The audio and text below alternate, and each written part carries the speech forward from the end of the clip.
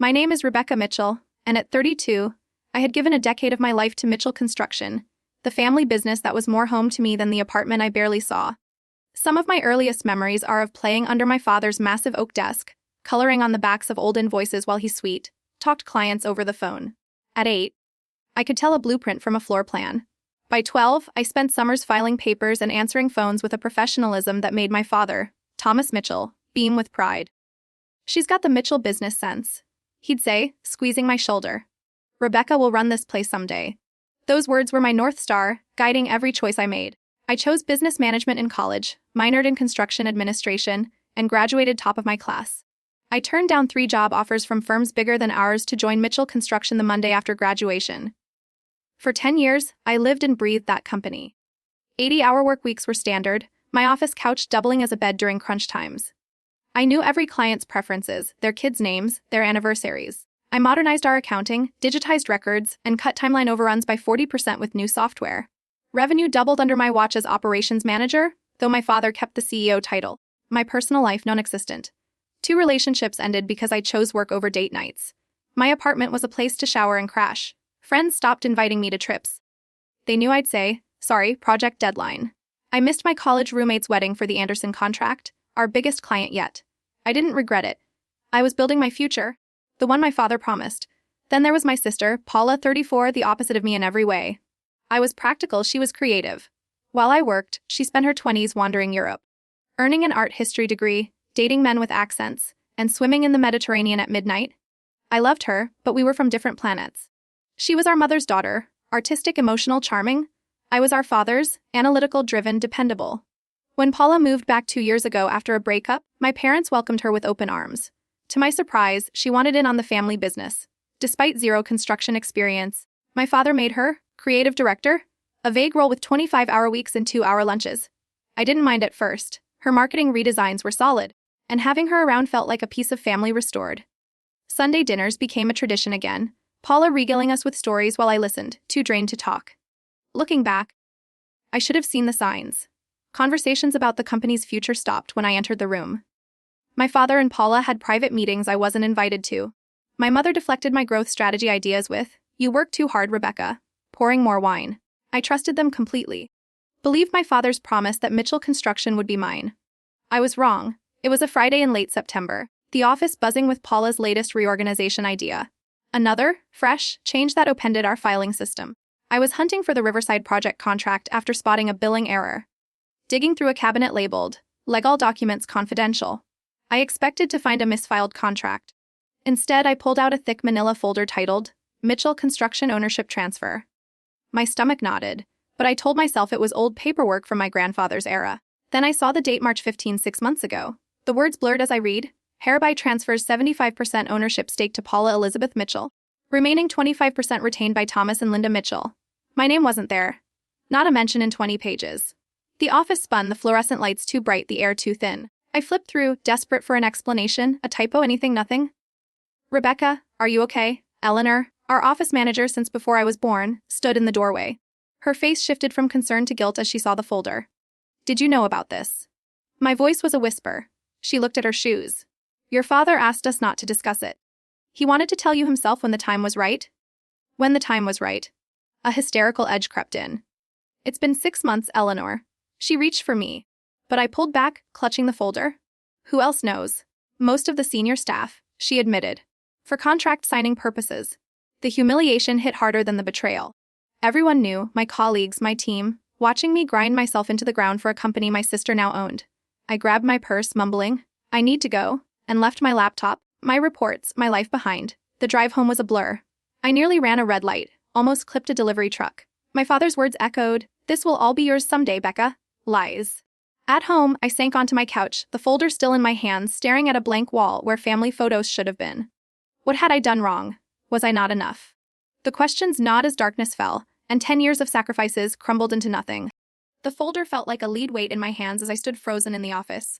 The words, 75% ownership to Paula, burning into my brain. The hum of the air conditioner and the distant clatter of keyboards faded, replaced by a ringing in my ears. 10 years. 10 years of 80-hour weeks, missed birthdays, canceled dates. All for a promise that was now a lie. My father's voice echoed in my head. "This will all be yours someday, Becca." I'd built my entire life around those words, and they'd crumbled in seconds. Rebecca. Eleanor's voice snapped me back. She stood in the doorway, her gray hair pulled into a neat bun, her eyes flickering with guilt. She'd been with Mitchell Construction since I was in diapers, had taught me how to file invoices at 12, had baked cookies for my college send-off.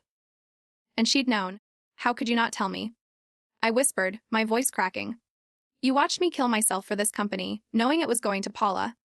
Eleanor's shoulders sagged. Your father made us sign NDAs. He said it was for the company's stability, that he'd tell you when the time was right. 6 months ago wasn't the right time. I clutched the folder tighter, its edges biting into my palms. Who else knew? The project managers. Was I the office fool? Not a fool, she said quickly. You're the heart of this place, Rebecca. Everyone knows that. Everyone except my family, apparently. My laugh was sharp bitter. They gave it to Paula, who can't even read a Gantt chart.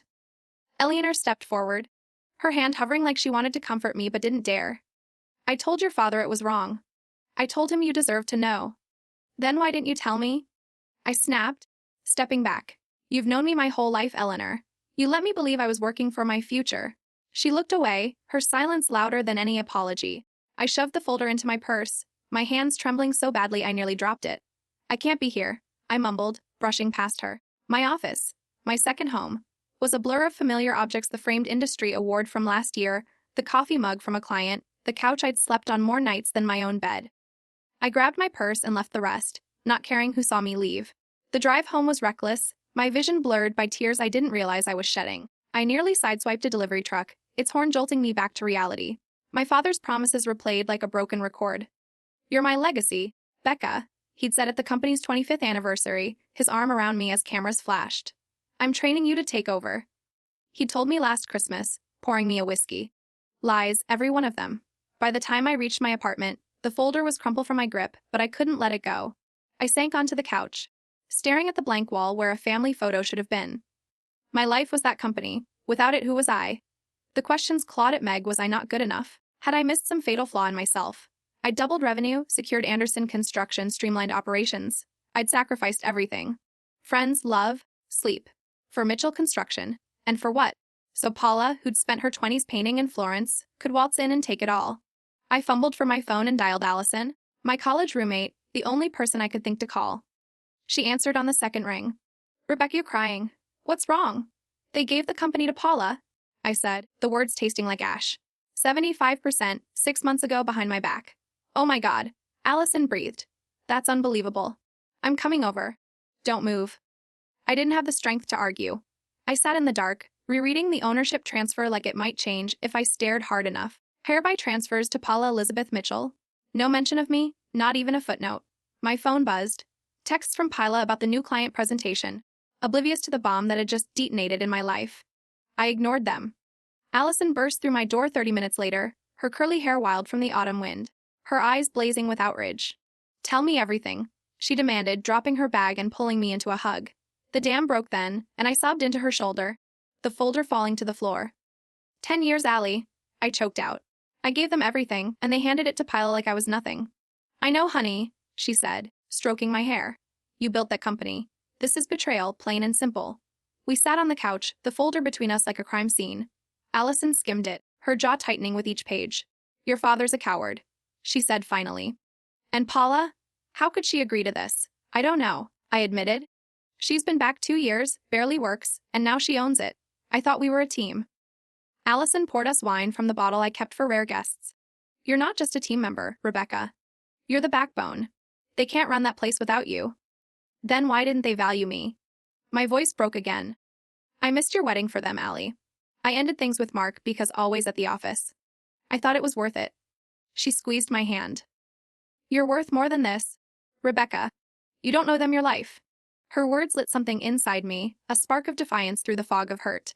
If they didn't value my work, why was I killing myself for them? If Paula owned the company, let her run it. The idea felt radical, terrifying, like jumping off a cliff without a parachute. But as I sat there, the weight of a decade's sacrifices pressing down, I knew I couldn't go back to the office on Monday. Not as the same Rebecca. I'm done, I said, the words surprising me with their steadiness. I'm quitting. Allison's eyes widened, then softened with approval. Good, they don't deserve you. But what's next? You can't let this define you? I don't know, I admitted, the emptiness of that truth settling in. But I can't keep giving them everything when they've given me nothing.